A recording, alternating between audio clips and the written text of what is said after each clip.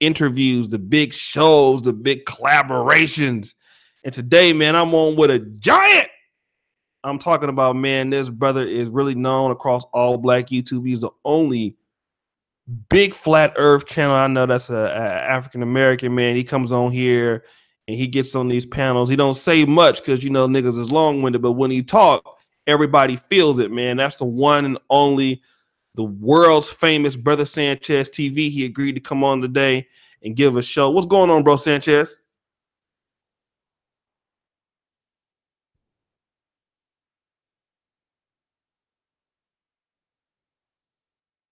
All right. Now, thanks, man. Thanks for coming on the panels, man, the last few nights.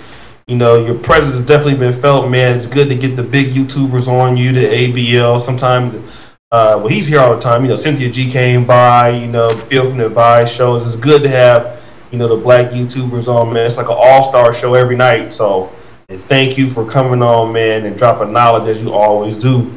But today, man, before we get into the topic, it is white supremacy versus world supremacy, and you have a view when it comes to this topic that world supremacy is really, there's no white supremacy but world supremacy. But let me do this real quick. Let me kind of talk a little bit about you and your progression to where you are now. First of all, let me ask you, what is flat earth? Let me start by saying this. I don't really want to make it about flat earth today because I got hundreds of hours of information that's debunking the globe. But okay, I do want to talk about it since I became to be known by it for some reason. And I'm going to tell you something before I answer that question. Sure. Me becoming popular as a flat earther was nothing I never looked at as a good thing. I was always popular as just a truther, somebody that was just on a quest to get the truth out of everything in life.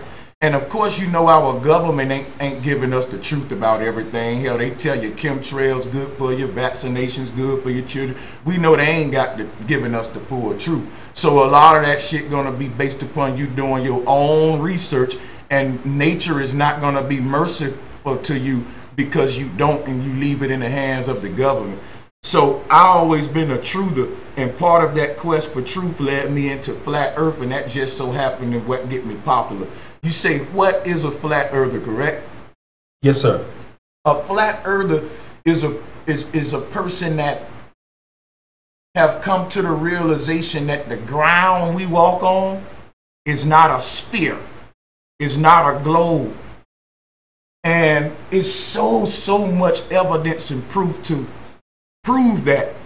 And if maybe in the future, if anybody from your side want to do any flat earth debates or whatever, I can get those going. But okay, just to give you a couple of things about flat earth before we get into my life and a little bit about myself. What led me into flat earth, first of all, I always was an excelling student. When I was in school, I had questions that had the teacher like, damn. It wasn't the answers that I had, Oshay, when I was coming up. When I was a child, I asked questions that made people like, whoa, I never thought to even ask that myself. You know what I'm saying? A very kid that I would have annoyed you as a child because you question. Nerdy ass little boy. And one thing I was always fascinated about the stars. So throughout my life, there was something I always was interested in, cosmology. As I grew older, here I am today. What started my YouTube career and knowledge was really exposing the deception of Christianity. I come from the Bible Belt. I was raised as a Christian. My grandma made us go to church. And I was destined to be a pastor. Everybody said, man, you're going to be a great pastor. And I became a minister. I became, you know, not an ordained minister, but I was one of those Christians that carried my Bible around. And if you came in contact with me, you was going to get preached to. And I converted a lot of people into Christianity. Some of them still in it today, and they calling me the Antichrist right now. But, but the crazy thing about it, I never stopped questioning, you know. I always knew that there was something wrong about being a part of a belief system. The root word of belief is lie. One thing about science is that it's based upon facts and not beliefs. When I start to open my eyes and see that all of the science they've been giving us since children was based upon beliefs, theories, not facts, I realized we was bamboozled. Now these are the people, Oshay, that told you that your ancestors were monkeys. They told you, Oshay, that your ancestors were monkeys and that your ancestors didn't build no damn pyramids because they was too stupid and dumb. That's what they taught you, Oshay.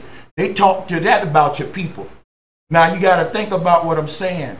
When you rewind time back to our brilliant ancestors who did all of these great accomplishments, we know they weren't no damn monkeys. We know they weren't ignorant. We know they was just as advanced as the most advanced people walking the earth today. We said we can't reduplicate the pyramids. Now, how does this tie into flat earth? The people that built those pyramids, those intelligent people who they're calling aliens and monkeys and all of that, but really was our ancestors. Those intelligent people were flat earthers. Now, coming up in this country, I was taught to laugh at that. I never was taught about flat earth, even though it's under a very popular and upcoming category that most black men are never look into. It's called ancient cosmogony. That's probably a word the average nigga can't even pronounce. let me tell you something. We got to get our minds thinking bigger than football, basketball, sports, being a rapper. I come up on the streets of Bama as the typical nigga, rapping, selling drugs, doing all that shit. I changed all that up to now I'm teaching ancient cosmology. And the crazy thing about it is, if you ask anybody in your chat room what a hyperboloid is, most of them will scratch their head. So you can't really debate me on flat earth or globe earth until you advance your level of science. And most black men that laugh at the flat earth, they never look into it enough. They've been conditioned to laugh. Just like when you watch a talk show, the laughter come on, they tell you when to laugh, and they say, oh, they tell you when to get sad. They're conditioning you how to react to truth. So when you laugh at the truth, you hold on to the lie. But the truth is a fact and a lie is a belief. Like I said, a root word of belief is lie. You believe in the globe. You never saw one. The only time you saw one was in a book, and it was a crayon drawn, a computer animation, nothing real. If someone in your chat could show me a real picture of a globe, I'll end my YouTube career and I'll give them $500 a month for the rest of my life. They can't do it. So for somebody to come and argue with their African brother about the shape of the earth instead of argue with NASA for lying to us about it and laughing at our ancestors. Now we're going to get into some facts. I'm going to prove to you in just some simple little facts that it's flat. But what we got to realize is the space program is the most lucrative government program. It takes $70+ million a day from you. Do you know what your children can do with $70 million a day? Won't you do the math? 365 times 70 million. That's how much they make in a year because you believing in a CGI blue ball. Now, when a young black man like myself get these, not to make this a race thing, but these white scientists, when you get them up there and this young black man start making them look stupid, telling them that there's no way you can reduplicate water holding the shape of a spear suspended in space. If you can't reduplicate it on a micro level, you can't reduplicate it on a macro level. That's not science. That's a belief system. It's theoretical. The root word of theory is theo, which is God. So if gravity is a theory, the globe is a theory, and you got a bunch of theories founded on theories, theos is your God, man, science. The scientist is the real pastor. He's leading more people than the churches and stuff. Let me stop there. I'm being a little long-winded, man. Yeah, you do your thing, man. I know he's an element, but let me kind of take it back here real quick to you personally. I know some people might be a little bit bombarded by that, but it was feeling it. They was feeling it. You said that you were at one point a preacher, or not necessarily an official preacher, but you were, going hard with the Bible. How did you get into selling drugs or in the streets? Because you were doing that. And I saw you were a rapper at one time too. So let's talk about kind of how you grew up and stuff like that, because that's a pretty interesting change in life. Mm-hmm. Okay, well, I'm gonna give you my whole life story, and it's gonna take a while, but I ain't gonna hold. Go ahead. This, and I ain't gonna hold no bars. I'm gonna open up, and I'm gonna let y'all in on some secrets that I never told before too. So, shout out to you, Oshay. So check, like I said, I was born in Alabama. I grew up just like anybody else, but I grew up in a little small town called Bessemer. It's right outside of Birmingham. Gucci Mane is from there, and Bo Jackson is from there. That town is a very rundown town. Basically, the only thing in Bessemer is a steel plant, and the city is named after a white man named Henry Bessemer, who invented a new type of steel that they still using today. He invented it in the early 1900s. So the city was based off of steel mining. But when all the mines closed down, what happened to Bessemer was kind of like Pittsburgh. So my family migrated to Birmingham from Selma. I'm going to try to make this simple for you. My granddaddy and all of my grandparents, all of them, they marched in the civil rights movement. They knew Martin Luther King. They were activists in the whole movement. But just a little bit about myself coming from that background in the South. Like I said, when I was in school, I was excelling more than a lot of my students around me. Now, I had a white teacher in the second grade by the name of Miss Kirkpatrick. She saw that I had a gift, and she wanted to skip me up 2 grades, and she used to pick me up and invest a lot of time in me. I used to spend a night at her house. She actually enrolled me in something called the Young Authors Conference when I was in the second grade. I ain't gonna lie to y'all, a lot of things that made me who I am, I owe a lot to that white lady. Real talk. She took a lot of time with me, and like I said, enrolling me in that Young Authors Conference, I came in first place and second place the next year. I was a child's author as a child. I was writing children's books. When I grew up, I became a published poet, and I got many poems published in many publishings. But, to get a little bit into my life, coming up where I'm from in Bessemer, man, like I said, it's run down. I lived a lot in the projects, and it's a lot of gang, it's a lot of drug dealing. We know how the hood is, and I was a victim to all of that. I'm no different. I was a victim to all of that stuff. I won't get into detail about it, but I had a lot of best friends die close to me, shot up. I've done my share of things that I'm not proud of, but I ain't finna get on here and be like Rollo.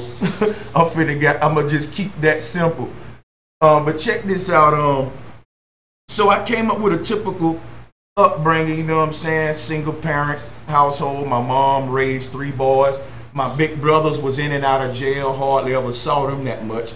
But by them being in and out of jail, it made me not want to motherfucking go, because I didn't want nobody coming visiting me through the damn glass, you know what I'm saying? So, and my big brothers, even though they was in them streets like that, they never recommended me to be out there. When I was out there, it was choice.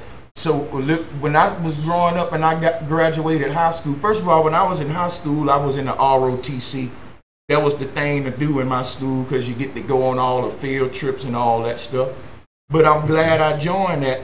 I had a black English teacher in high school that did the same thing for me that the white teacher did in second grade. She invested in me, took time after school to show me how to publish poetry and all of that stuff. And she had an English fair every year. Her name was Miss McCoy. And she made sure that I entered that English fair every year. Every year I made first place with the same poem. I didn't do nothing different. The poem I wrote was called Lady Literature, and I personified literature as a beautiful lady. But little stuff I was doing, little stuff about myself. Now, when I got out of high school, I sat around a minute not knowing what the hell to do in the streets, smoking hella weed. just enjoying not being in school. A lot of my peers had went on to college, went on to the military. They weren't wasting no time.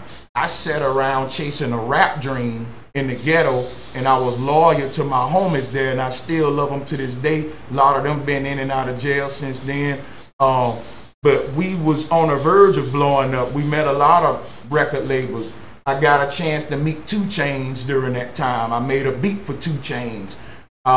In my rap career, with Merc Camp, that was the name of the group I was in. It was real good, and it lasted for a couple of years. But when I got out of high school, rapping with Merc Camp, and we was doing all that stuff, we was really blowing up. Music all on the radio, still on the radio to this day, all of that. But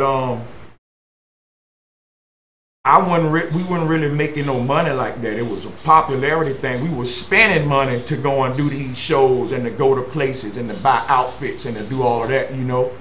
So you know, we were spending money, giving money to DJs, you know, and stuff like that to spin the record. Merc Camp very known in my state. So, you know, but one thing about it, sitting around, you know, like I said, being a victim of all the normal things in the hood that everybody else is, I got tired of it because I ended up working a job while doing my thing with Merc Camp, and to the point where I was working that job so much, I kind of was out of the streets with Merc Camp now. So I ended up moving out the projects, getting my own little apartment, and all of that. But this was late. I'm skipping ahead. After high school, I was in Merc Camp doing music. But while I was doing music in Merc Camp, I did that for like a year and a half, 2 years, I'm guessing there.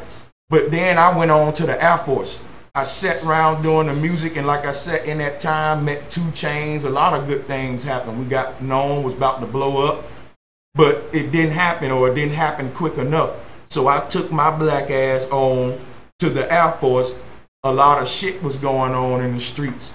And I remembered that I was in that ROTC, and that if I joined, I'll go in a high rank. And the recruiters was coming around. You know how they be, like vultures, man. We're going to give you a bonus, all of that. So I eventually, you know, quit that job and went on to the Air Force to see what it's like. Now, when I joined the Air Force, I kept doing my music in the Air Force.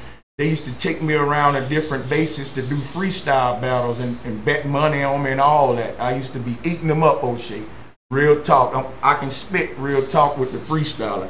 But I ended up spending a year in South Korea. And that was a culture shock. That opened my eyes up. I love South Korea, man. I'm talking about my first time leaving the States. And I ain't know what to expect, but going over there let me see how big the world is, and just how some people where I'm from, just, you know, they'll never leave this one area. It just opened me up. So ever since then, when I went to Korea, got in the military, that put a traveling spirit in me. Now, when I got out of Air Force and came back home, I always knew I wasn't going to live in Alabama no more after living in all them different places in the military. You see what I'm saying? So when I came back home, I got me a security job, and I got me an apartment, and I still was kicking it back with Merc Camp still. I lost a couple of friends and all of that. I sat around Bama, and I'm going to fast forward this so I don't be too long, but I sat around Bama working a security job, small apartment, and just pretty much no really where to go, just a little security job. One of my friends called me, who was in the Air Force. He also went to school with me. He was stationed on the West Coast when he was in the Air Force. So when he got out the Air Force after me, he was already out west, and he was like, bro, I got a house out here. If you tired of Bama, man, just move on out here to Vegas with me, man. I can use some company, man. So I was like, shit, man, hell yeah, what else am I going to do? Sit here in Bama and just work security? I had a good security job in Bama. I was head security at the Compass Bank headquarters.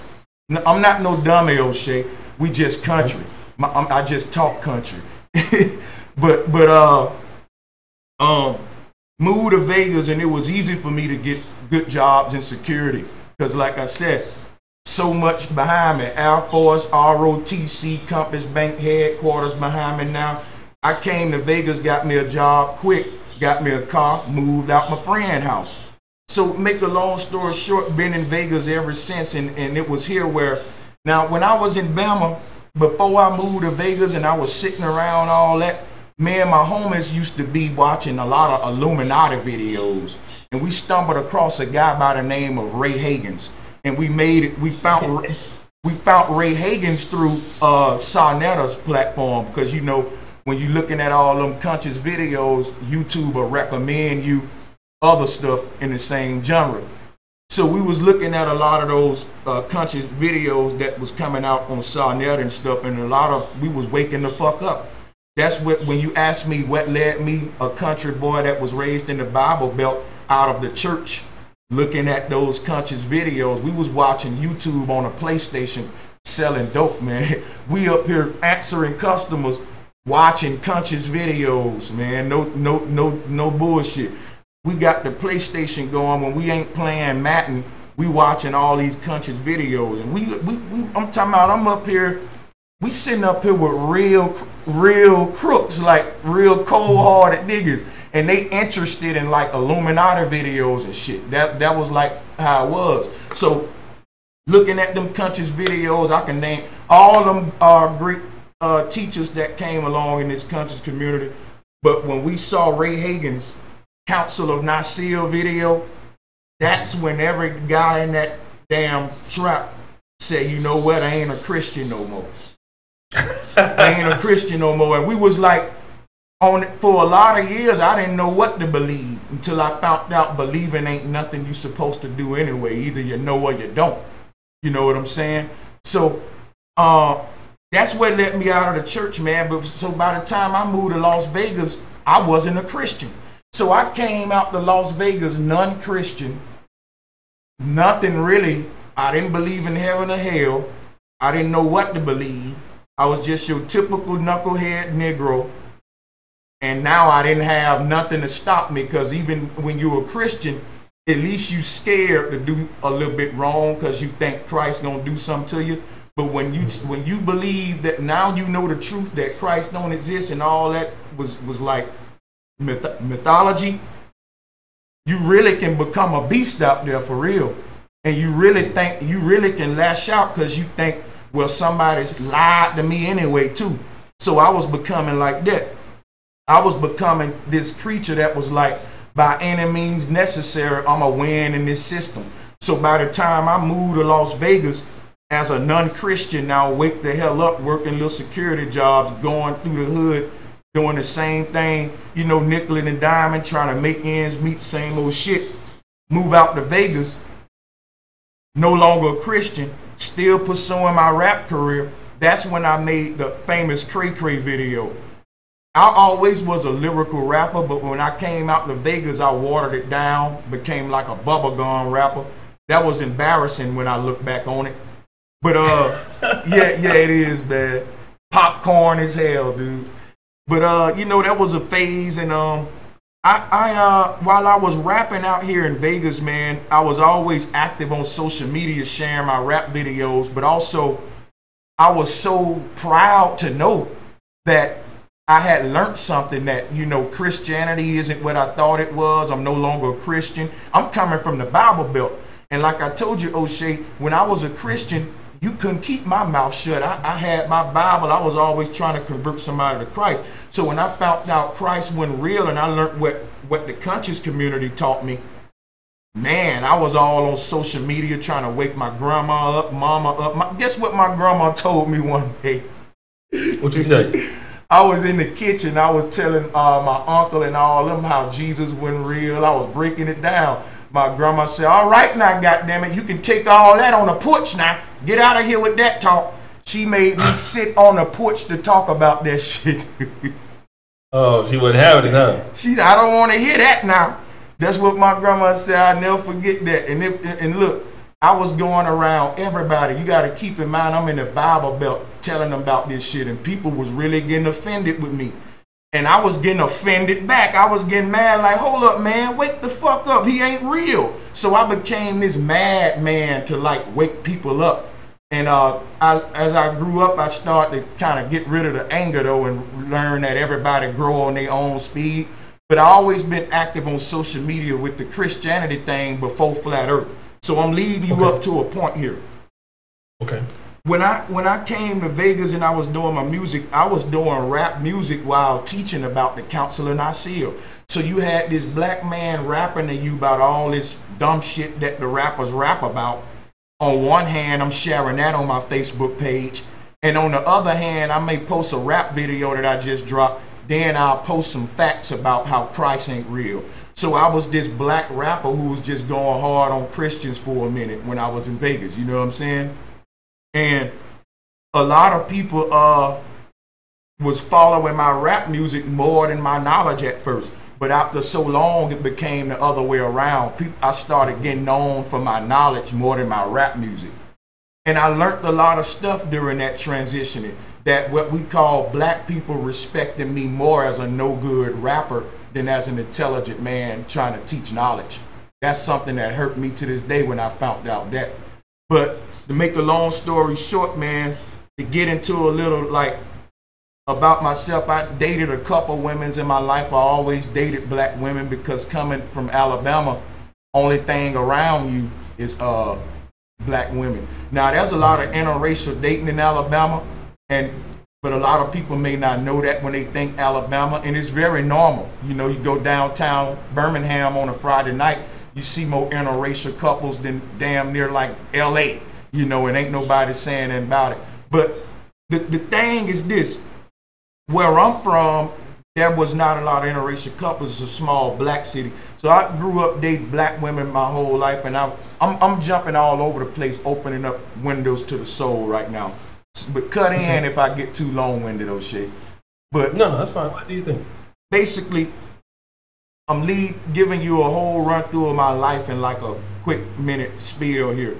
But part of my dating life, you know, coming up, like I said, I always dated black women. But I was always come from a culture of black men that prided themselves on dating hella amount of women, no matter what race they are. So right now, like I said, I'm going to keep it real with y'all. I'm going to tell you how I was raised. I come from a culture of men who was real, what we would say players, like on some Bill Bellamy shit, how he had a house full of women and all on was different races. You remember that movie, How to Be a Player? Yeah, How to Be a Player, yeah. We thought that was pimp shit coming up, to have a bunch of women and to have one of each race. Nigga, which one you want? I got a Russian one, I got an Asian one, That was how I came up. We idolized the rappers, you know, who had foreign cars. So of course we idolized the foreign women too. And of course we idolize our women too, no doubt. But you know, variety shows success in the black people mind. That's why when you look in a nigga closet, he ain't just got a black hat or a white hat. The nigga got a different color hat to match every fucking shirt he got. We like variety. So coming up, I gotta keep it real. Dating outside your race was glorified, but dating within your race was too. See, what I'm telling you is a young black man from the hood where I'm from, where we ain't into conscious videos. I'm new to this conscious community. I'm just a typical nigga from the hood. When it's time for me to date, I'm not thinking politics. I'm not thinking none of that. I'm just thinking, is she fine? Is she thick? That's the average cat for you. So when I came into the conscious world and they was talking about like all of the different titles you give it, with swirling and all of that, that was new to me. Because what we call swirling was like glorified all in rap music coming up in my life. It was like the thing, like I said, watch that movie with Bill Bellamy. But I say that to say this. I never swirled until I started moving around. I never even thought about it, how to even approach a woman outside of my race.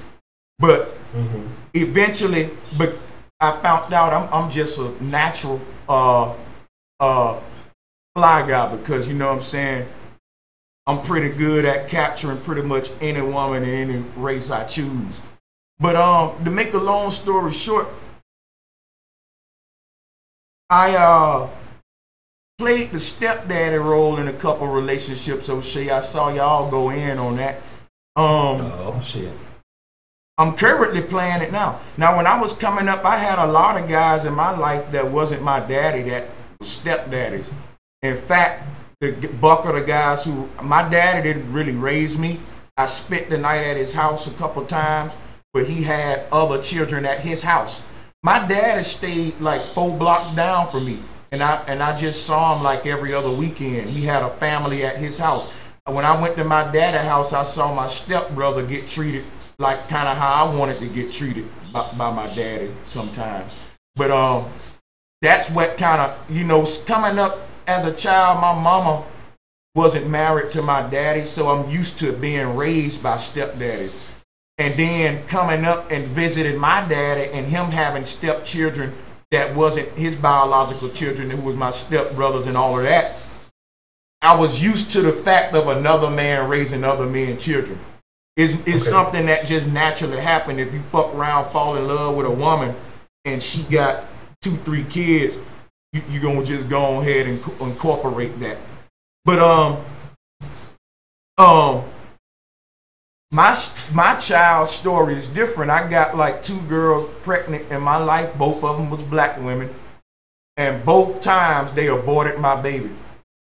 And sometimes I still go in the corner and cry about that, because I don't know if I'm ever be able to have children again now. Because I'm in a different relationship now.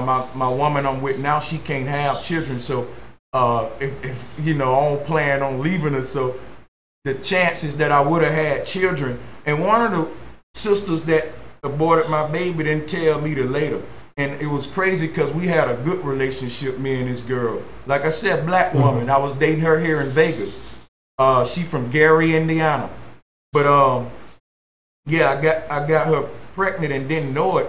And I was like, damn, whatever happened to her? Because we was dating, we had fell in love and shit. And she just stopped calling me, changed the number. I never heard from her. And I never saw from her again, and that fucked me up. That was some movie shit, and I was like, "What the hell?" And you know, cause you know, it's just to do that. And then one time I had court, I had a bunch of tickets and shit, and I was at the courtroom, and I bumped into her. We was in the elevator together, and when wow. So wait a minute, you bumped into her at the out the blue? At the blue, yep, at the courtroom, and I was like, "What's up?" She was like, "What's up?" And you know, I got her number. At the time, I was with a girl, and that getting her number had got me in some shit, but that's another story. But I got her number to be like, you know what happened? I wanted to know what the fuck happened. And she told me, she broke down and cried. She said, you had got me pregnant, and I got an abortion. I wasn't ready to have no baby, and I didn't want to discuss it. I didn't want, you know what I'm saying, like that. So that fucked me all the way up. I told that to my current girl who I'm with now, and she cried with me. She wanted me to have a baby, you know what I'm saying? But so much shit, you know, I've been through with women, but it never turned my faith on the sisters. But at the same time, you know what, let me stop for a minute and let you cut in on shit, because I think I'm being a little long-winded. I pretty much went over like my relationship life in a nutshell and kind of like my coming up, but I didn't go into how I became a flat earther yet. Before I do that, I can just stop, you know, right here if you want. That's fine, because I know on the panels, man, you don't be getting the chance to, you know what I'm saying, really get to talk on, so you're kind of making it up for it right now, you know what I mean? I appreciate it. This is like therapy for me. This shit healing me. You like motherfucking Dr. Phil. It's all good, man. Let me do this real quick. Let me just does the super chat take American Express? Kobe, hold on a second. Can I? I'm a cousin. Kobe, you don't have American or Express, nigga. I'ma expressly time your ass out. All right, because you know you ain't got no credit card, nigga. You the only nigga that credit card will decline for $0. Your credit card will decline for some free shit. I don't even know why you in here acting like you got some money. You don't have no money, nigga. So why the fuck you in here playing with me? This dumbass nigga. All right, hold on. Let me shout these people out. matter of fact, every time Kobe Anthony talks, okay, that's Marcus. For this episode only, that's Marcus Love nephew. Just time his ass out the whole time. Time his ass out after the show. Once the show is over, time his ass out. Because I'm still mad at this nigga for calling me at 3 o'clock in the morning asking me could I pay him to write for my site when that nigga can barely talk. Keep timing his ass out. Every time you just go up to where that shit is and time his ass out. All right, hold on 1 second. Let me just shout out some people real quick. And you guys, man, subscribe to my man, Bro Sanchez. And let me just rate the super chat. So we're going to kind of get into some of your teachings, man, because I want to get into some of this world supremacy versus the white supremacy, because we were talking about that. I saw Brother George in here a little earlier. Shout out to brother AM1. Little gesture support of the brothers good, but always support my man AM1, Robert Morris, TJ, Mongo, Slade. Let me kind of get into this, man. A lot of brothers are always talking about white supremacy. And I think with you, because you know, on the panels and on your program, I would even call, you know, some of your teachings very intellectual, because you don't just think that this world system is just based off of race, but it's based off of other things. So let's talk about what your interpretation of what is white supremacy and what is world supremacy. Well, I don't think that we can really separate them, because one is within the other one. So we know that there's a law of nature, that everything in nature has an equal opposite. If you got white supremacy, you got black supremacy, and you got yellow supremacy, you got red supremacy. When you break down what supremacy is, it's the idea of being supreme. Now, the crazy thing about it is, in order for any group of people to be supreme, it takes a collective effort of people that will be quote unquote different races to help that group of people. We always say in the black conscious community that white people didn't get to where they at by themselves. There's a lot of sellout Negroes helped them. You ever heard that before, Oshay? Not only did a lot of sellout Negroes help them, in the past tense, a lot of sellout Negroes are still helping them in maintaining this world supremacy. So you got to stop calling it white supremacy when you see that what's a gate guard for white supremacy is a motherfucker that's darker than you, Oshay. I don't care how much we want to deny the Black Boule and deny the teachings of Steve Coakley, you're a fool. The Black Congressional Caucus, the Black Boule, the Black Freemasons, Scott Prince Hall, and listen, there's some powerful black men that's in place to make sure you never make it to those big white men you said keeping you down. You'll never get to them, because it's some black men that's serving as a gate in between you and them, so you can yell. It's just like, Oshay, if I wanted to fight you, Oshay, and it's a motherfucker in between me, I'm mad as hell, they won't let me get to you. So all I can do is spit and yell across there to get at you and throw stuff at you. That's called a black revolution today. They can't get to the source of their target. They can't get to their enemy because they got gate guards in their way. So they can just yell on YouTube and say, fuck the white man, and have echo chambers, and they can sell motherfucking African Nikes and African shoes and shit like that, but not go to Africa.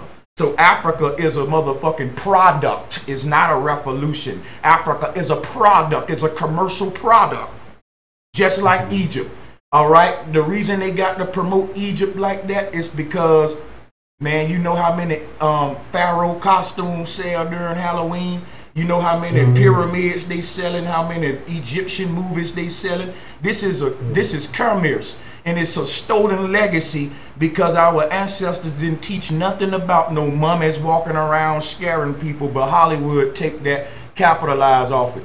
What I'm saying with all of this, when I say world supremacy, is that for what we calling black people to make progress, their #1 target for them to start focusing on first is what Michael Jackson told them, and that's the man in the goddamn mirror. And until you deal with him, I don't want to hear white man out your mouth. Because, yeah, the white man played a role of putting you in your situation, but it's the black man that's keeping you there. So if the white man... Let me ask you this.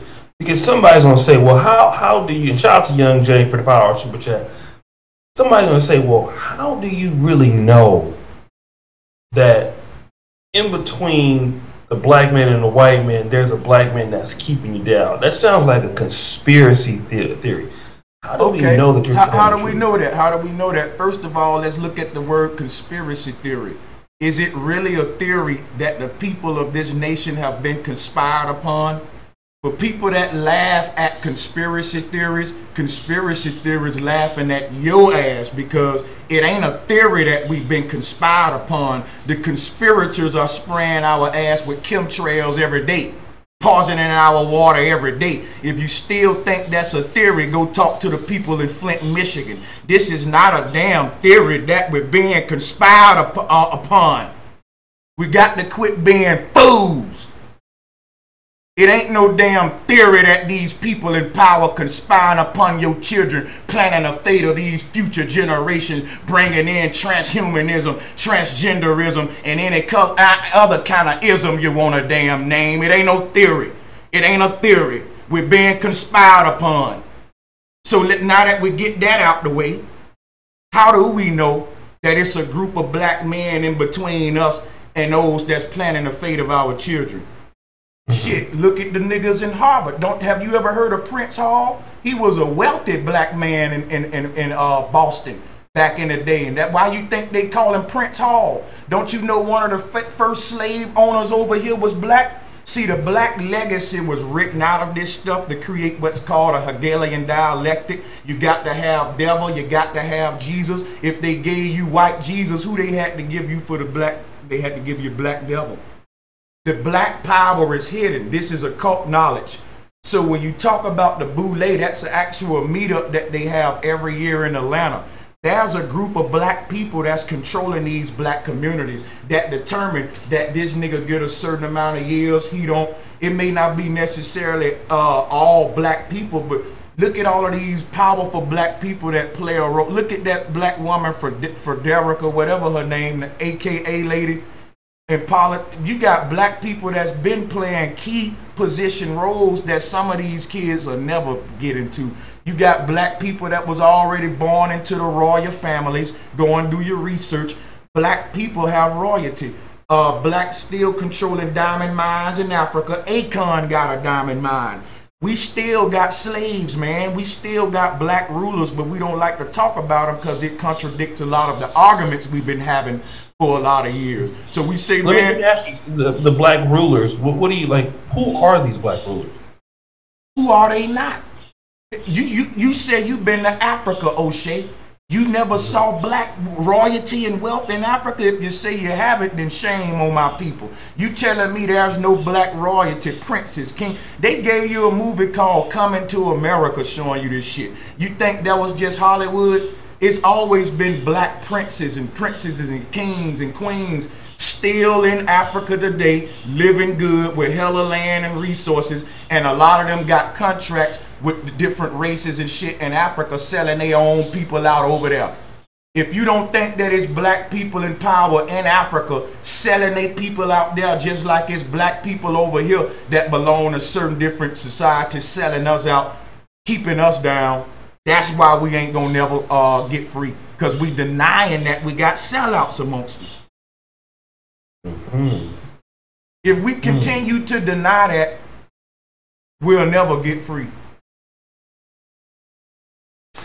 So, is it that world supremacy, white supremacy, is kind of just a part of world supremacy? Within world supremacy, you got white people who are supreme, right? I'm gonna ask you a series of yes or no questions real quick, Oshay. Okay. Isn't there white people in the world who are supreme? Yes. Isn't there black people in the world who are supreme? Yes. Isn't there Chinese people in the world who are supreme? Yes. Isn't there every kind of race of person on the earth that is supreme? Isn't there also white people in the world that ain't supreme? That's poor as fuck now, ain't it? That's true. And black people too, and Chinese people. So when I say world supremacy, I'm not letting my bias miss the big picture that the big war is rich versus poor, no matter what the fuck your color is. You got some black people that's supreme who gonna fight to keep their riches rich and the poor, no matter. See, these black people sit at the table with white people, Chinese people, and they ain't thinking races. The only color they thinking about is green, while they got your emotional ass caught up with black and white. They're ruling your children thinking about green. Okay, so we got to get out of this emotionalized way of thinking that it's a room full of white man controlling the world like a fool. You giving the white man too much credit, people out there, if you think it's a room full of white man controlling the world. You got to get out of this stupid type mentality that pro-black's been putting in your damn mind to make you a victim and not a victor. Let me ask you this: why would pro-blacks, and I'm not disagreeing with you, but one person may ask, why would pro-blacks sell you the narrative that they're selling if they're pro-black? I mean, what do they have to gain from that? Okay, within the pro-black community, just like any other community, you got real and you got fake. Unfortunately, the people that's at the forefront of the pro-black community today are implants, imposters, frat members, Greek members, Masons, and fucking sellouts that Steve Coakley warns us about. This the problem. When that's true, you will have no black revolution, no black uprising, no black liberation. What you will have is what I call black perpetuation. Now, what are we perpetuation? Circle jerk sessions. And while we're doing it, we're selling merchandise. Look at these red, black, and green beach towels that I got, nigga. Look at this red, black, and green Mercedes that I just bought. You see, I got these Nikes and I painted them red, black, and green, even though I just paid Nike their money, though. Only thing I'm saying, it's a fake televised revolution it's controlled. Any genuine revolution, it ain't gonna be so comfortable to those that's partaking in it, like I see today. And I come from I just looked up the man. My favorite part of that Malcolm X movie was when he got up, when they beat Brother Barnes and he got them dudes out there marching. They was doing shit. I like action. I was in the military. You tell me that somebody is doing this and that to my children and they don't got my best interest in mind, then damn it, act like you're serious when you tell me. It's like somebody that's telling you to get out the road, you about to get hit by a car, but they whispering it to you. You won't convince me that I'm in danger that way.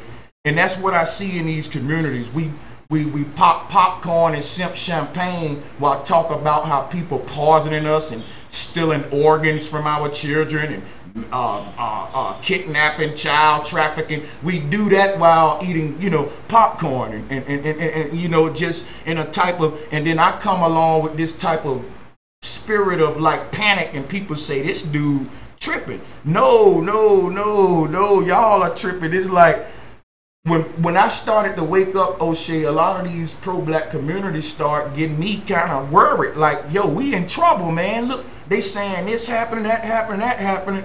But yet, cats is buying Benzes, doing the same shit. I was thinking like, damn, am I gonna have to get land? Am I gonna have to do this? And I was thinking like, damn, I need to save up to buy sovereignty papers and all of that. Come to find out the sovereignty paper thing was a scam. So you find out when you say about this pro-black community, it's people in your chat now that's avid supporters of the pro-black community that will agree with me that everybody in it ain't got the people interest in mind. A lot of people don't even got the truth in mind. They just trying to make money. They'll tell you what the fuck you want to hear and to stroke your ego and get your money.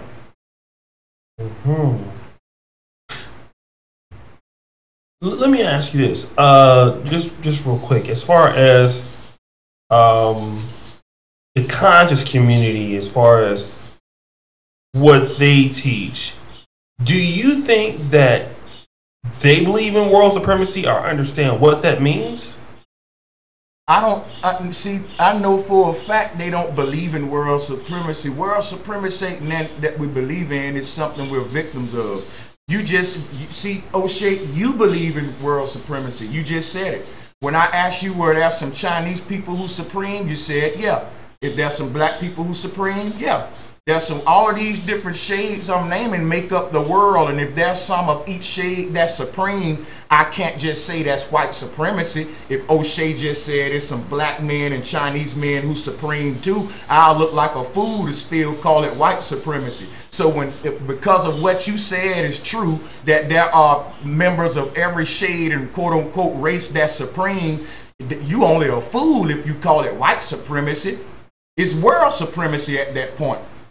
It's only white supremacy to the person that don't want to really identify their enemy. Because when you identify the fact that it's some of every shade that's upholding the rich standard, because really it boils down to rich and poor, it ain't black and white. You got blacks fighting for the same thing that these rich whites fighting for. Why? Because they got some in common. They both millionaires. If I'm a black man that's fucking worth the same thing, you know, one of these white boys worth multi-millionaire, I'm gonna share his values. At that point, you're no longer black, you're a different race called rich. I don't know if people know that rich is a different race. I don't know if they know that. Like, once you become rich, color ain't no fucking issue. Now, you got a lot of people that say, well, this millionaire black men that you know, white people look at them in their fancy car and say, how you get that car? That ain't what the hell I'm talking about. I would love those problems. I would love those rich nigga problems. So, you know, that kind of shit. And what I'm talking about, the bougie black, what they call segregation. I'm talking about real live rich black people vote the same way rich white people vote. And poor white people vote the same way poor black people vote. So we got to keep that in mind. It's rich versus poor, and they controlling us by telling you it's black versus white. They're united by green, and they got us divided by emotion, ego. Think about it, Oshay. A lot of these communities preach that fuck the white man rhetoric, but they hired by one. They go and stock shelves with a white boy every day at the job. Then they get off work after they stock the rich people's shelves, cut on their YouTube channel and bitch about white people. And how we shouldn't, then they bitch about how we shouldn't unite with white people. We shouldn't integrate with them when they just integrated with a white boy at an 8-hour job to stock a rich man's shelf. So we can't integrate with different races to help the poor get on the level of the rich, but we can integrate with different races to work at McDonald's and Burger King and keep the damn rich rich and the poor poor. We got to be fools. Let me do this because one of our brothers he came in a little later, but he wants you to just again talk about what is world supremacy. So shout out. I mean, I know you've already said it, but yeah, I ain't gonna talk about that no more. Tell him to rewind the video. Yeah. So justice for all. You know, basically it's like white supremacy, but the top tiers of people in the world who are rich, who reign supreme over those who are poor. That's what it is. Okay. And shout out to you guys who needs to subscribe to Brother Sanchez TV. Go into the description and it's there. Now let me ask you this real quick, and we'll promote the channel link here. Get the likes up. Let me ask you about. I mean, you've been in the conscious community, and I mean, how did you take the interracial dating thing? That they were against it. Is that why maybe you didn't go further in the conscious community because it was more like black supremacy? No, I didn't go further in the conscious community because the conscious community has a limitation point, and you can't go further in the conscious community because the conscious community is just a stepping stone. So you don't go further from a stepping stone by doing nothing but hopping to the next stepping stone. That's what I did. That was a journey in my life to get me somewhere higher. I never stay in one place because any man that think they know it all is a fool. Now, when I came into the conscious community, I was humble. and I was a growing young man. I always been a wizard, so I didn't come in here empty-handed. I came in here with great content on my channel, waking my people up from the Christianity deception. So I always taught about things that affected me. I was a Christian. I was a diehard Christian. I was one of them Christians that would fast, man, for 12 hours. And I was one of them Christians that do something wrong and cry and pray all puddles of spit. Oh, Jesus. Oh, Jesus. I ain't gonna do it no more, God. Please, Lord. I was one of them. You know, emotional ass, worship and praise Christian. Lord, I don't want to burn. That was me, you know. But when I found out the truth, just as passionate I was about that, I was passionate about waking my people up, because it did something to me to know that, man, these people really believe that they gonna burn in fire forever if they don't do what this, you know, book telling them. And that led me on a new passion. So that's how I first got my YouTube appearance. Everybody knew me from the black guy who was really going in on Christianity and exposing that. Flat Earth came later. But my experience with the black conscious community when I was coming into it wasn't a welcoming experience. It was like, oh shit, here come another nigga. That's competition, man. And it was a bunch of hate. And me, like I told you, when I was young, what awakened me was looking at videos from the conscious community. So at this time, now I'm a member of it. I never thought about I was going to be in this shit, like on the platform, all that shit. Them guys was around when I was still fucking, man, that shit been around a long time. But what I'm going to say is this. It's kind of like meet somebody you look up to, and they really shit on you. Because what it was, like I said, was like me coming into a community trying to collab with my brothers, like, hey man, yeah, let me. And it was more like, nigga, we want to debate you. We don't want no new niggas. We got our thing, we making our money. We ain't trying to let no new niggas in on this. You know, that's my thing about, and then I ain't gonna talk about that. I was finna bring up something, I ain't gonna bring up no other people. But no, I understand. Yeah. But basically I realized that the Black Masons had a monopoly on what we're calling black consciousness, and it was centered around Darwinism and evolutionary theories. So really, if you come into the conscious community, you still a believer, you still indoctrinated. When you finally get the truth, you're going to realize you standing alone in a lonely place by yourself. Now, you asked me about the interracial thing. I don't want to get too all over the place and be off subject, act like I'm dancing. How was that with me? When I came into the conscious community, people was giving me hella flack about being with an Asian woman. And the crazy thing about that is by me transitioning from doing gangster rap to doing knowledge videos, I was able to see both sides of the fence on how black people react. So what I'm gonna tell you is this: when I was doing my rap music, I had so much support from black people around me. They knew that I was with an Asian woman. Here's the thing. Excuse me for a second. Hold up. When I was doing, you gotta listen to the point that I'm making real quick, because this is deep right here. When I was doing rap music, hold on a minute, man. Hold on 1 second. I'm sorry. Damn.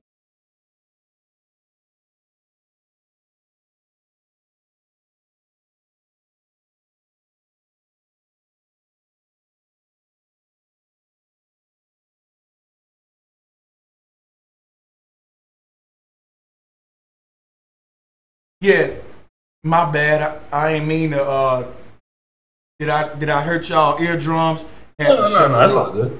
Okay, so yeah, what I was saying was that my experience was this: when I was doing rap music, man, black people was sharing the fuck out of my music. You know, everything I put up there, they was sharing it. You know, like they was very supportive of what I do.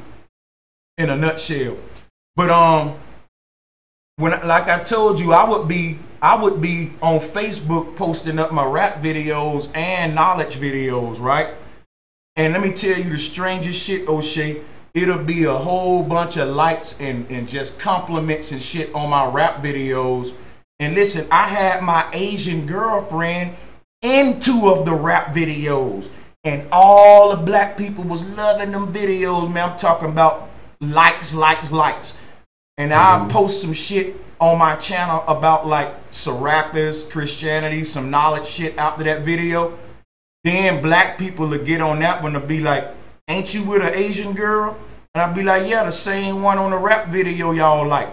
So what I found out was black people don't care who you dating until you start teaching them the truth. You can date who you want and be a rapper.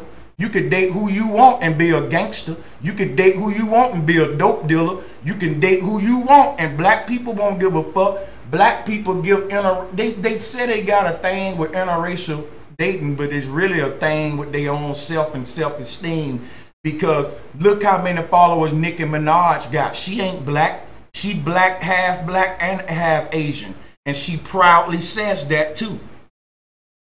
Cardi B ain't all the way black. She get a pass though. So the thing I'm saying is, I've been stopped listening to what people say to me about that, because most of the time it be single motherfuckers who ain't got nobody.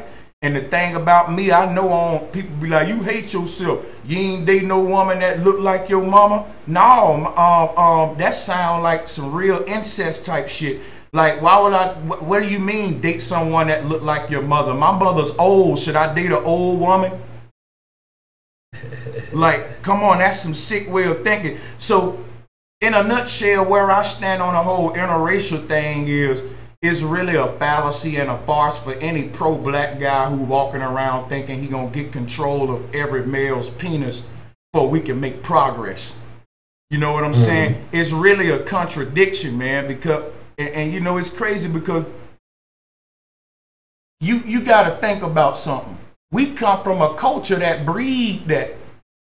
The average nigga ain't come up with nobody telling him, don't date outside your race. The average nigga coming up, like I just told you, I came up where his uncles and everybody don't not only date outside their race, but date hella women within their race and can't stay with one.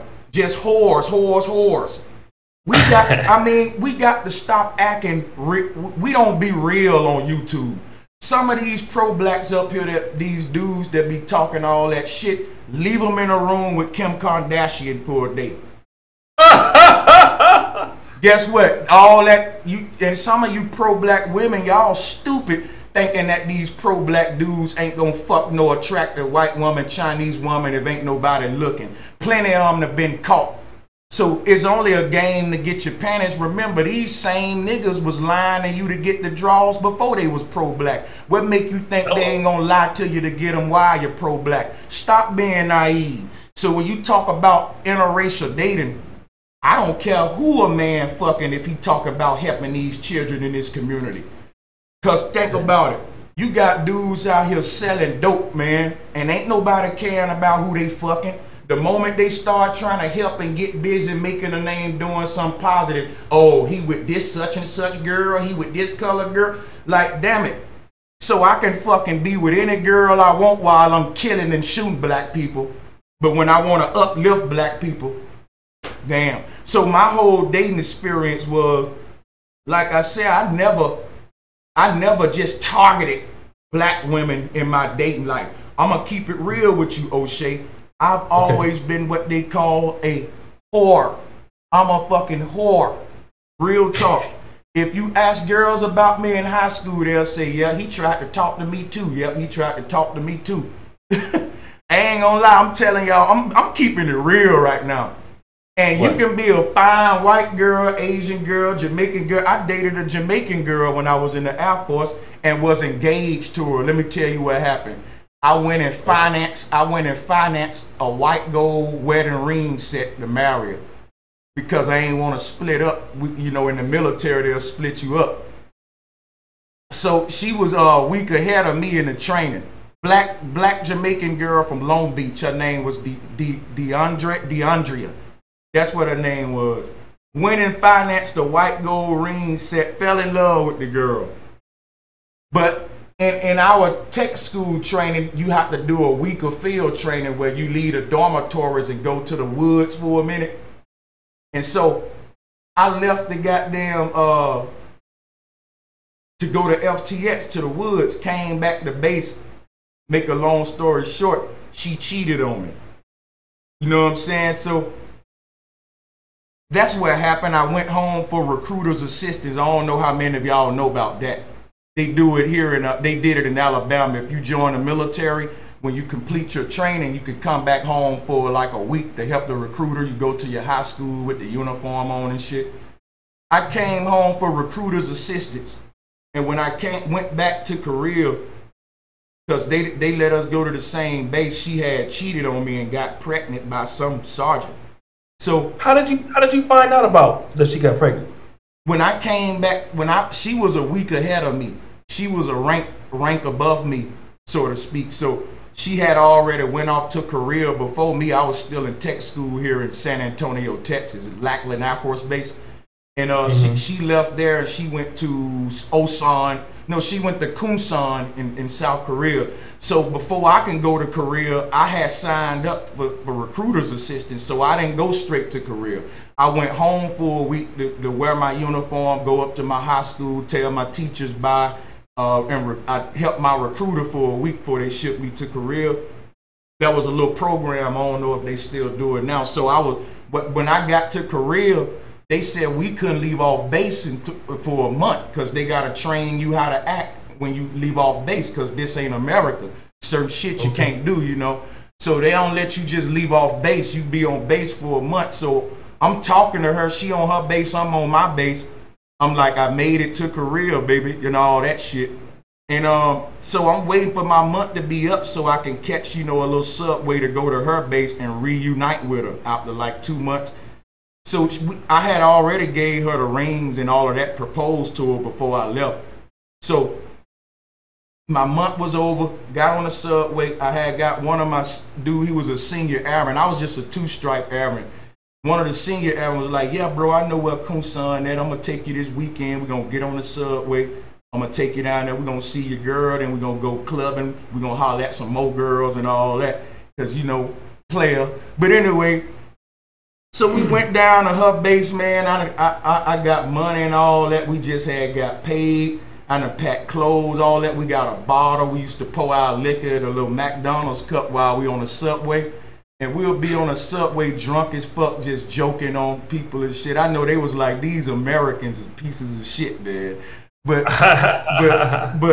you know, I finally made it to her base, and she was at work. So I'm walking around her dormitories, getting acquainted with all of her friends, and a bunch of the dudes were like, what's up, Paris, man, what's up? A lot of them I knew from tech school, because all the security forces have the same dormitories and shit. So they were like, yeah, man, your girl, she's stationed at Bravo Whiskey. That's the main gate and shit. And she'll be off at such and such time. So I had like 2 hours to wait. So I'm chilling with these dudes in some call a smoke pit. If you in the military, you know what I'm talking about. Everybody hang out there, smoke and talk shit. I'm chilling with these dudes, and I'm noticing that there is like a code going on that I'm not in on. I'm picking up that they know something I don't know. So eventually one loud ass Hispanic dude busts in there, and he like cool with everybody, dapping them up. And after a while of him being in there, he was like, y'all ain't tell him yet, bro? And I'm like, yo, who tell me what? You know what I'm saying? And so some dude finally got me and shit. Someone was like, man, no, don't do that. And I'm like, y'all some fake ass nigga. This dude real as hell. And he told me, he was like, man, your girl a piece of shit, man.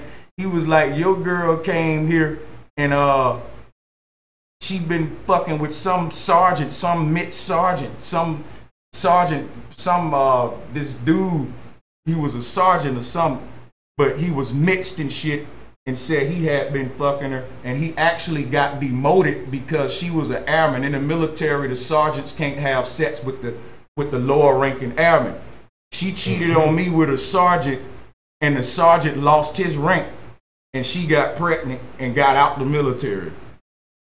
So they had broke all of this to me in the smoking pit. And by the time she got off work, I'm pissed. But check this out, Oshay. She get off work. Right now, I know what's up. And I'm like, I wonder how she finna, I'm equipped with this knowledge now, how she gonna react. So she get off work, see me, and start crying, hopping on me. Grab my hand, walk me around the dorm, knocking on everybody's door. This my fiance, and everybody looking like, this bitch is just wrong. But I know though. So we go through all that, and we get back in her dorm, just me and her, and I'm like, so who is Sergeant such and such? And soon as I said that sergeant name, she broke down, cried. I'm sorry, man. I was like, and that was like a spirit I went through. I got my damn ring and I got up out there. Hey, I had fun that night, and I had me a room with all of my buddies near her base and shit. We was just clubbing in all the clubs around her base. Shit, man, listen, I was young, I got fucked up, went out that night, fuck it, man. Hey, I had a bunch of homies like, fuck that Paris, fuck that hoe, and it was cool, you know what I'm saying? Hey, but that's just a little bit some of my stories, man, my dating life. But like I said, always been around guys who never really gave it any thought. Like, I never grew up with guys that said, I'm only gonna date this kind of woman. I grew up with guys keeping it real that didn't give a fuck if she was thick. Matter of fact, she can be a butterface, Oshay. She was thick. They didn't give a damn. She can be albino with freckles, man, with blotches and shit on her skin. I just saw niggas hit girls like that. You know what I'm saying? So we don't keep it real a lot when we have an interracial discussion.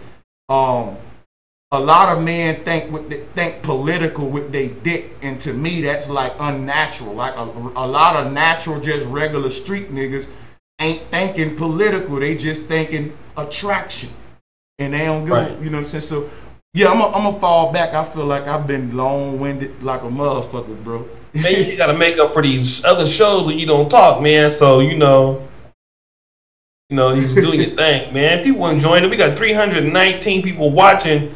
Guys, shout out to everybody in the chat. Let me go ahead and y'all niggas might not get a show tonight because a nigga is tired. That's these last few shows, nigga. Y'all are killing me. Okay, shout out to my brother Harry Mingo, $20. Joaquin Developing, looking back, is it wrong to join the Air Force if you are against world supremacy if it's simply a stepping stone? Okay, that's a question. The conscious community is a waste of time. Black people who are buying to their doom. I'm more interested in hearing this flat Earth theory. Shout out to Shay Judas.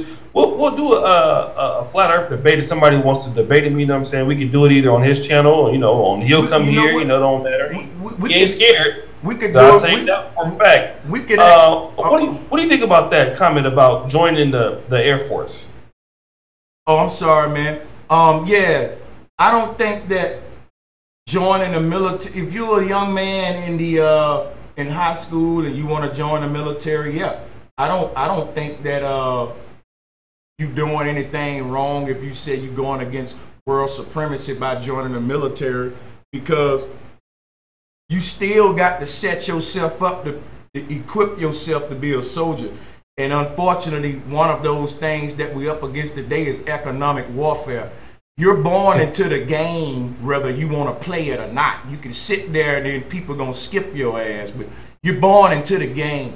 So even though we don't like the game and we want to flip the board over, you just a piece on the table. You can't flip it over. So you got to make the right goddamn moves to set you up on a board to where you ain't a victim of the game. You motherfucking one of the, you know what I'm saying, overseers, so to speak. So what I'm saying is, if you want to join the military, don't think, let me retire in the military.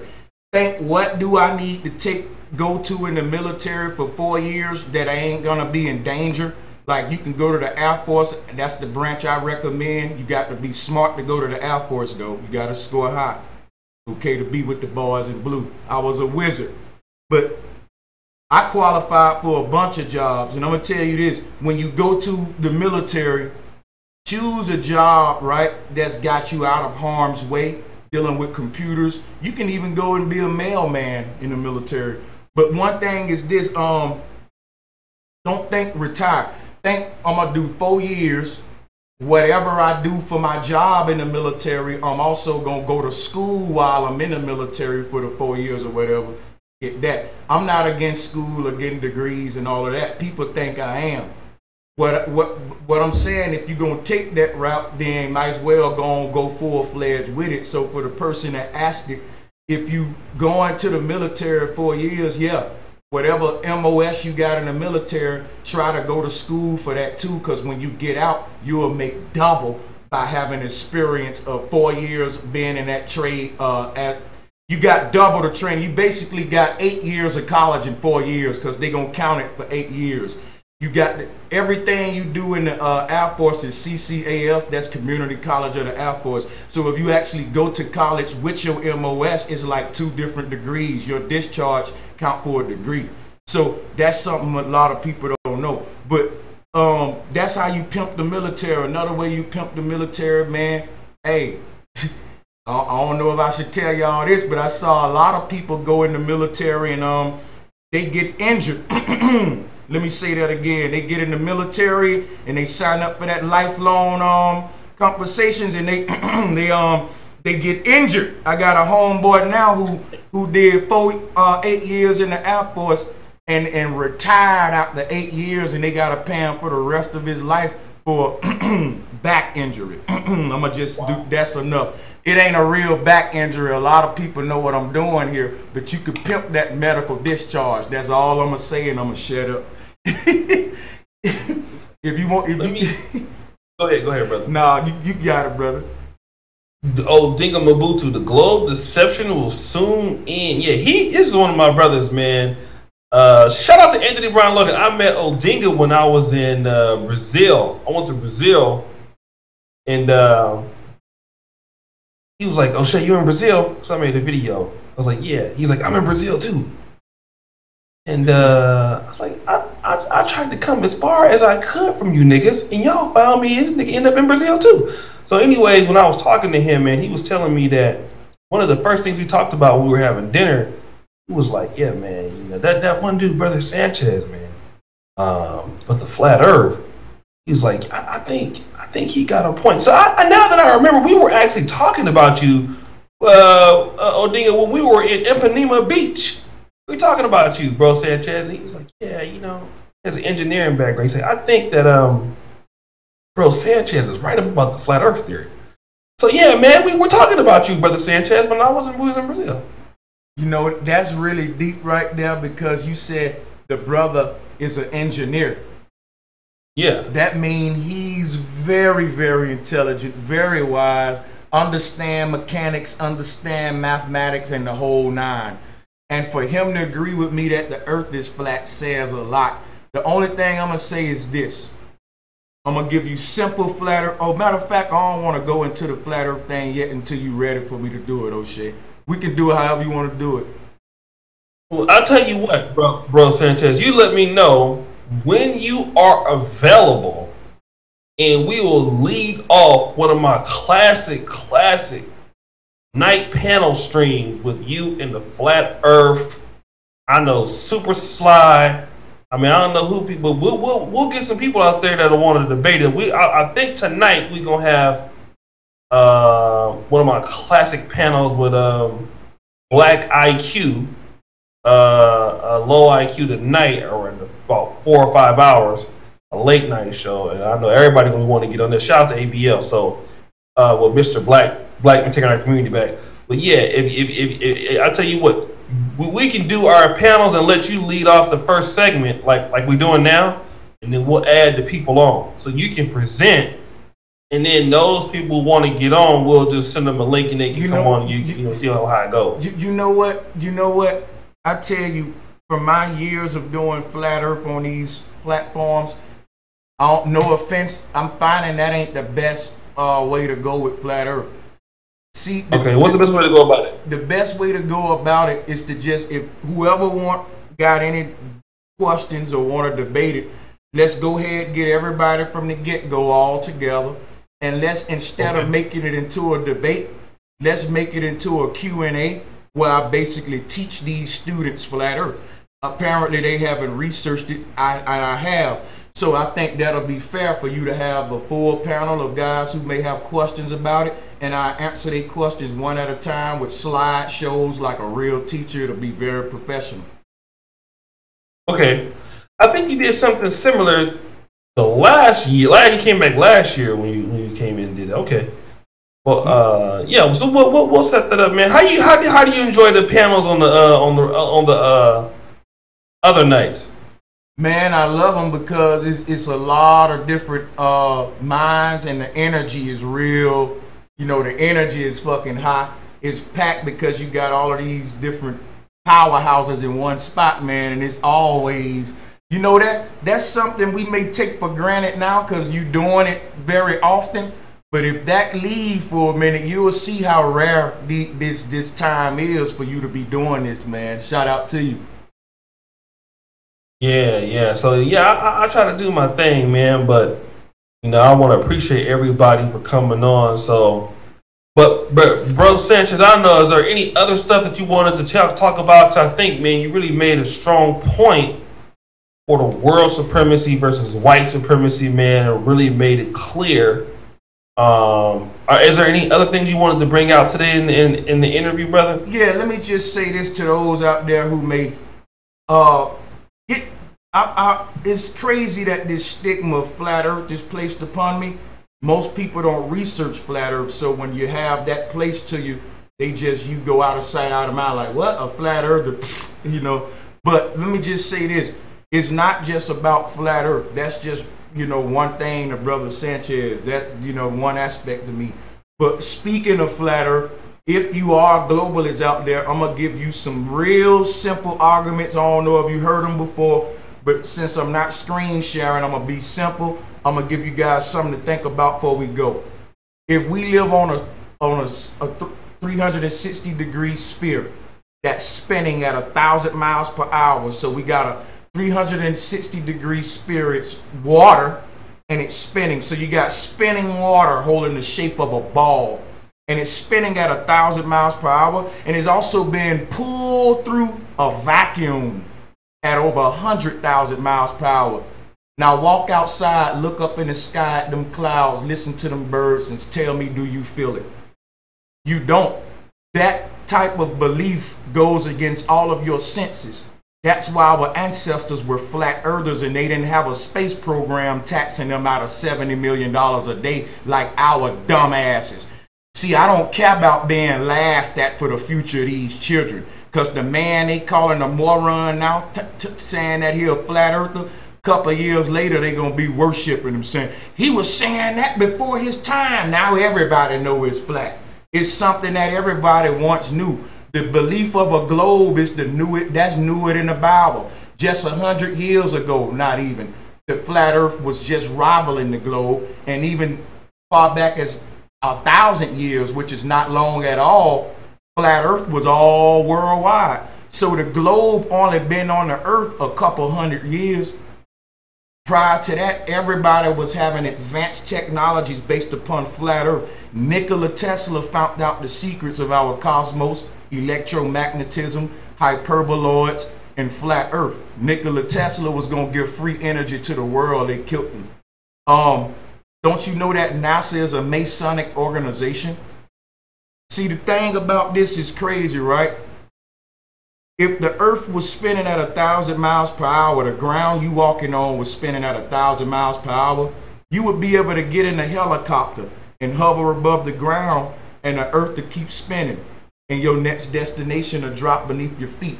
Now plenty of people who follow me heard that before, but this is something for beginners to think about.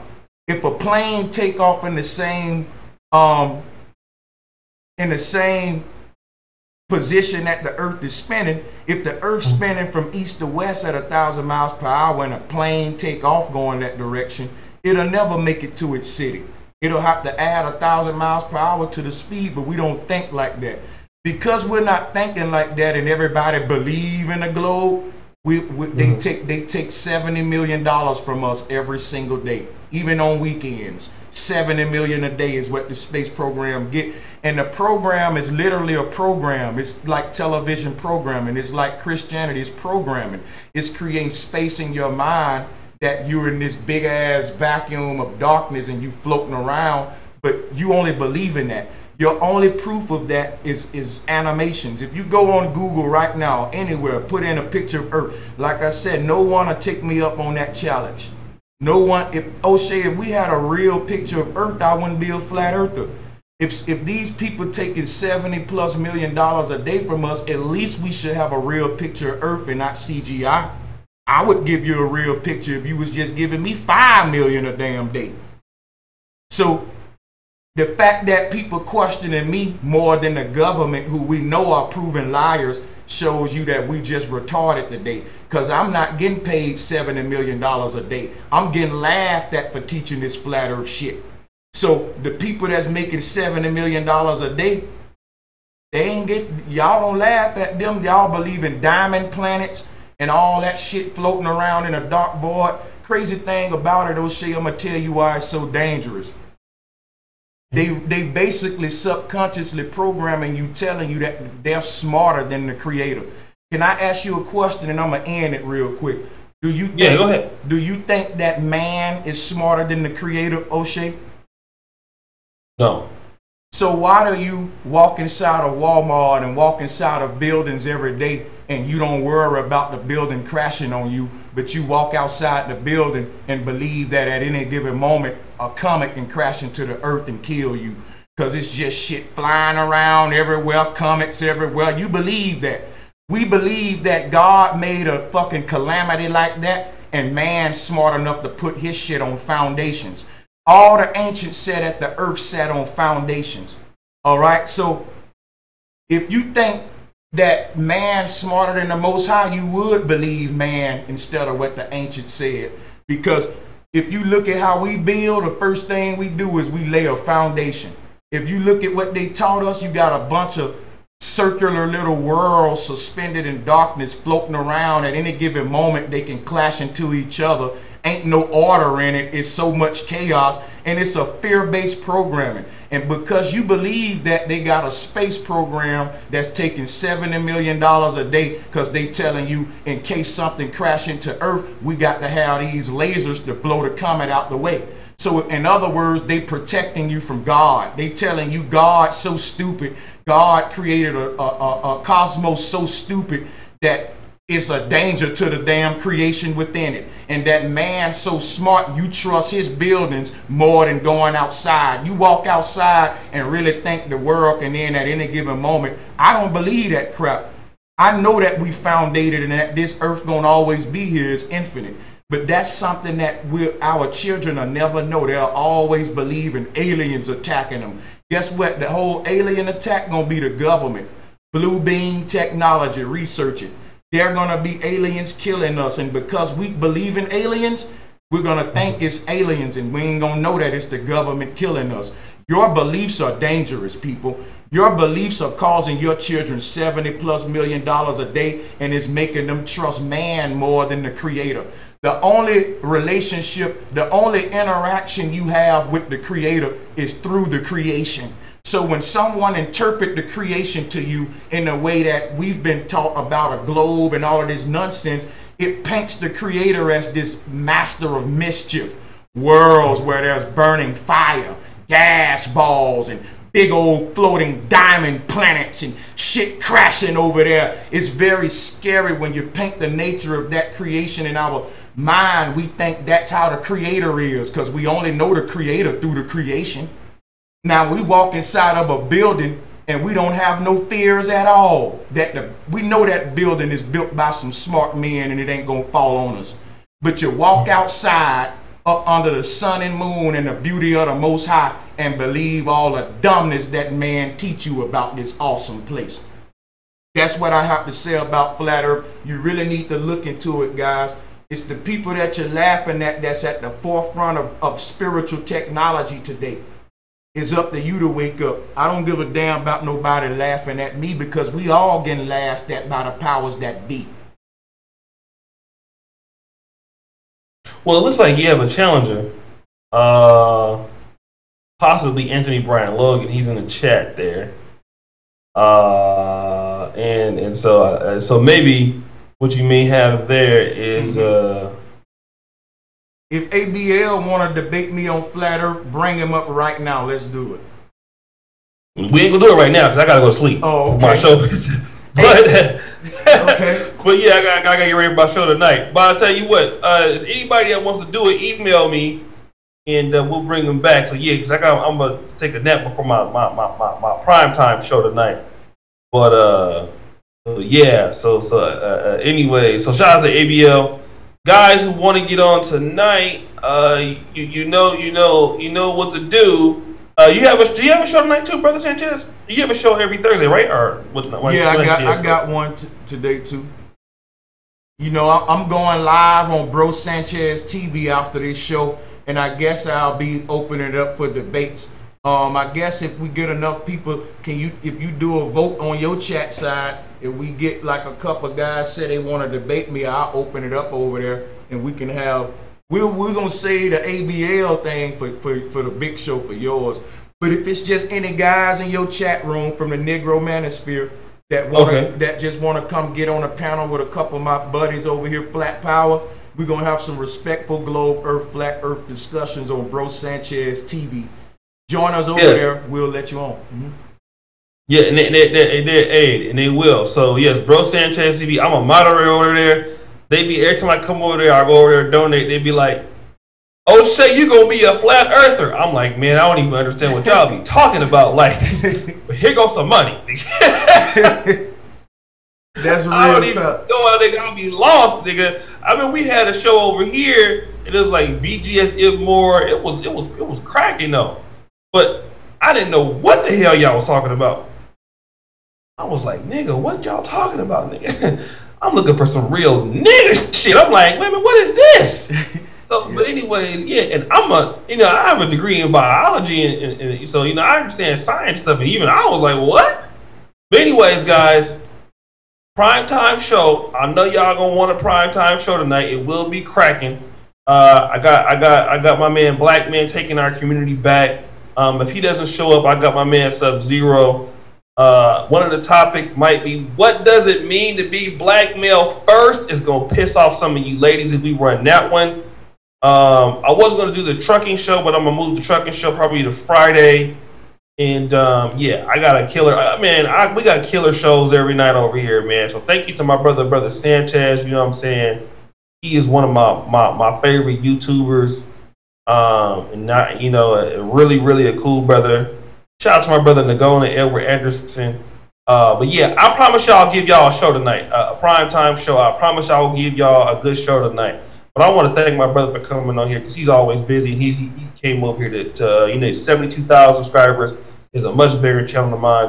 But any last words you want to say, fam? No, I just want to say peace and much love to you and everybody in your chat room. All right. Well, shout out, brother Sanchez. You guys go support my brother. I think he has a Patreon, right? Am I on your Patreon, brother? You see, I might be subscribed to you on Patreon. You guys check him out on Patreon, bro. What's the Patreon, brother Sanchez?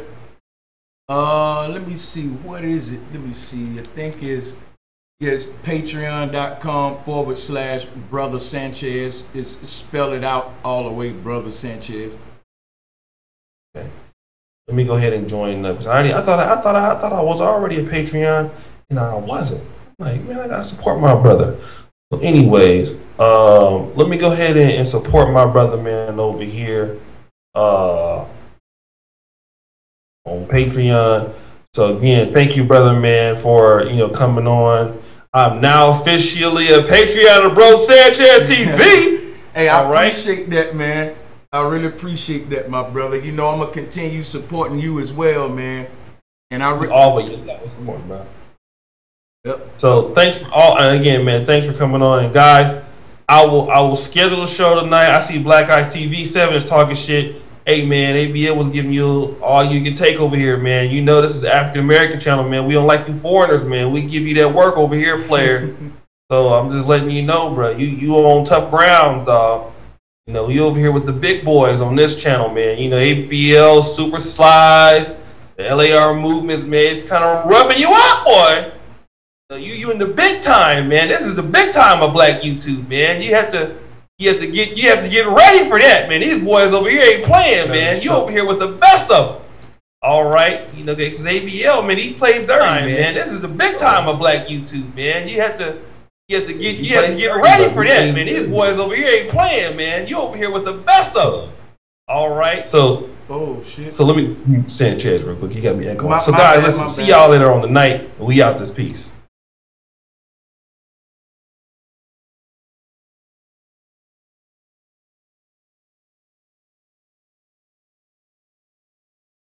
Damn, my bad. We still rolling. To everybody in my chat room, I hope y'all enjoyed that. Like I said a lot of things in this video. Opened up, kind of let y'all see some of the things I went through in life. A lot of brothers in the chat room was like, man, brother, I went through the same thing. So I'm glad I was able to share a lot of my little ups and downs, simp moments, little crazy shit I done in life with y'all. So, yeah, man, just to let you know I'm human too. We all can relate to each other. Shout out to Oshay once again. I think you're an awesome host, man. Shout out to Anthony Brian Logan. If you want to debate me, ABL, please email me and let's arrange it, because it will be a very respectful, intelligent, flat earth, globe earth debate, or whatever debate that was you wanted to do, ABL, or for anybody who want to debate me on flat earth, globe earth, just email me. Like I said, we're gonna go live at